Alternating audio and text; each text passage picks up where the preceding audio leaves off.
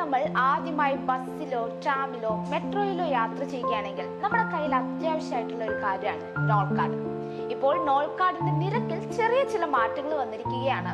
Nol കാർഡിൽ minimum recharge നിരക്ക് പരിഷ്കരിച്ച നിയമം ജനുവരി 15 മുതൽ പ്രാബല്യത്തിലായതായി Dubai roads and transport authority അറിയിച്ചിരിക്കുകയാണ്.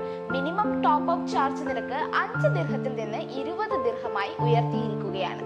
കാർഡിലെ മിനിമം ബാലൻസ് 7.50 ദിർഹത്തിൽ നിന്ന് 15 ദിർഹമായും വർദ്ധിപ്പിച്ചിട്ടുണ്ട്.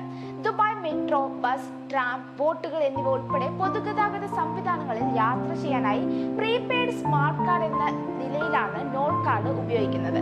ടാക്സികൾ, വാഹന പാർക്കിംഗ്, പൊതു പാർക്കുകളിലെ പ്രവേശന ഫീസ്, ഇത്തിഹാദ് മ്യൂസിയം, നഗരത്തിലെ 2000-ലധികം വരുന്ന ഷോപ്പുകൾ, റെസ്റ്റോറന്റുകൾ എന്നിവിടങ്ങളിലെല്ലാം നോൾ കാർഡ് ഉപയോഗിച്ച് പേയ്മെന്റ് നടത്താം. നഗരത്തിലെ വിവിധയിടങ്ങളിൽ സ്ഥാപിച്ചിട്ടുള്ള RTA-യുടെ ticket vending machine, solar top up machine, Nol pay app എന്നീ വഴി യാത്രക്കാർക്ക് നോൾ കാർഡ് റീചാർജ് ചെയ്യാനുള്ള സൗകര്യവും ഒരുക്കിയിരുന്നു. സോ നോൾ കാർഡ് ഉപയോഗിക്കുന്നവർ ഈ പറഞ്ഞ കാര്യങ്ങളൊക്കെ ഓർത്തു വെക്കുക. കൂടാതെ മാക്സിമം ഈ വീഡിയോ എല്ലാവരിലേക്കും ഷെയർ ചെയ്യുക ആൻഡ് ഫോളോ ഫോർ മോർ.